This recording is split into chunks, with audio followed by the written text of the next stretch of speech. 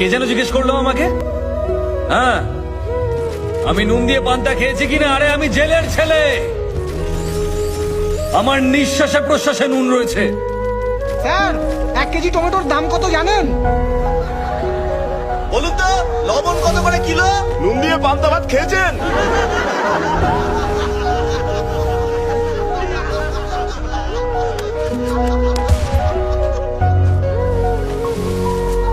আজ আপনাদের কথা শুনে খুব লজ্জাই করছে আমার।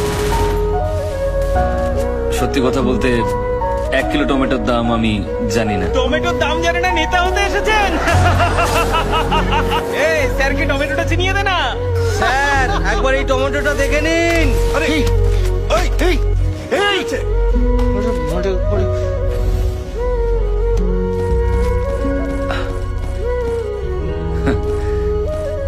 কিন্তু আমি আপনাদেরকে এই টমেটো নিয়ে একটা ক্রাইম স্টোরি শোনাতে পারি। বিশ্বের মাত্র 7টা দেশে টমেটো চাষ হলেও সব দেশেই টমেটো সস খাওয়া হয়। আমাদের দেশে চাষ করা টমেটোর ডিমান্ড সারা বিশ্ব জুড়ে রয়েছে। কিন্তু আরো একটা রহস্য আছে, যারা এখানে টমেটো চাষ করেন তারা খুব তাড়াতাড়ি মারা যান। কেন মারা যান? কারণ এখানে টমেটো যে পরিমাণে চাষ হয় আর তার যা দাম পাওয়া যায়, তার মধ্যে আকাশ পাতাল তফাৎ অন্যান্য দেশের তুলনায়। ধরুন এখানে এই টমেটো বিক্রি করে আর এই টমেটো বিক্রি করে একই দামে। প্রচুর চাহিদা থাকলেও আমি টমেটো কিনছি শুধু ওর কাছ থেকে, আর বাকি লোকজনদেরকে আমি বলছি যে ওর কাছ থেকে টমেটো কিনবেন না। আর টমেটো কতদিন ভালো থাকে? মাত্র 2 দিন। আমি কিন্তু জানি না কার টমেটো আগে নষ্ট হবে, কিন্তু দুজন বিক্রেতাই সবসময় ভয়ে থাকবে। তখন আমি সেই সস কোম্পানিকে সমস্ত টমেটো বিক্রি করে দেব প্রচুর পরিমাণ লাভ রেখে, যেটা আমি কম দামে কিনেছিলাম। আমি শুধু এর কাছ থেকেই কম দামে কিনে নিলাম, আর অন্য টমেটো বিক্রেতার সমস্ত টমেটো নষ্ট হয়ে গেল। পৃথিবীর সমস্ত দেশে লোকজন টমেটো সস দিয়ে খাবার আনন্দ করে খান, কিন্তু আমার দেশের টমেটো বিক্রেতা না খেতে পেয়ে মারা যান।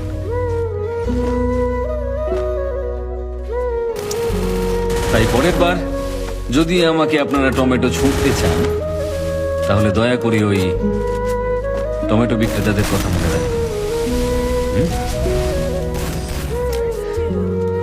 কি হলো? আপনারা সবাই চুপ কেন? কারোর কিছু বলার থাকলে বলতে পারেন। স্যার, আমার একটা প্রশ্ন আছে। হ্যাঁ বলুন না। আমরা কেউ এখানে ভোট দেওয়ার সময় যাই না, জানি যে ওটা জালি ভোট হয়ে যাবে, কিন্তু আপনি একটা ভোটের জন্য এত কিছু কেন করছেন? আপনি তো 49P সম্পর্কে সবকিছুই জানেন। ভোটের রেজাল্ট বন্ধ করে দিলেন, কোম্পানি থেকে পদত্যাগও করলেন, এসব কি স্যার? আপনারা আসল কারণটা জানতে চান? রামেশ্বরমে আমার বাড়ি। দারিদ্র্যের মধ্যে একটা ছোট্ট সাধারণ পরিবারে আমি বড় হয়েছিলাম, যার আশেপাশে প্রচুর জেলে পরিবার বসবাস করত। মাছ ধরে জেলেরা সবসময় বেঁচে ফিরত না, আর মৃত জেলেদের পরিবার তিলে তিলে অনাহারে মারা যেত। অভাব এতটাই বেশি ছিল। তারপর একটা ইলেকশন আসে। ইলেকশনের সময় সমস্ত ক্যান্ডিডেটরা আমাদের কাছে আসেন। ভোটের দিন অনেকেই সমুদ্রে চলে যান, আমিও তাদের সঙ্গে গিয়েছিলাম। আমরা যখন সমুদ্রে, সেই সময় নির্বাচন হয়। আমাদের নির্বাচিত ব্যক্তিরা কিন্তু 5 বছর শক্তিশালী হলেও আমরা প্রত্যেকটা মানুষ একদিন ভীষণ শক্তিশালী। যারা যারা ভুল বুঝে সেই সময় সমুদ্রে গিয়েছিল, তারা সবাই ফিরে আসার চেষ্টা করে। আর সেদিন নির্বাচনকে কেন্দ্র করে আমাদের এলাকায় একটা দাঙ্গা তৈরি হয়। আর সেই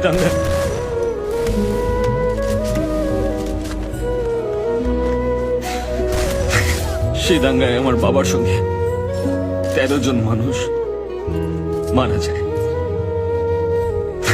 আর যারা মারা যায়নি তাদের সকলকে আহত করার চেষ্টা করা হয়েছিল, যাতে তারা উঠে দাঁড়াতে না পারে। আমার বাবা দাঙ্গার বিরুদ্ধে লড়েছিল, কিন্তু কেউ আমার বাবাকে বাঁচাতে আসেনি।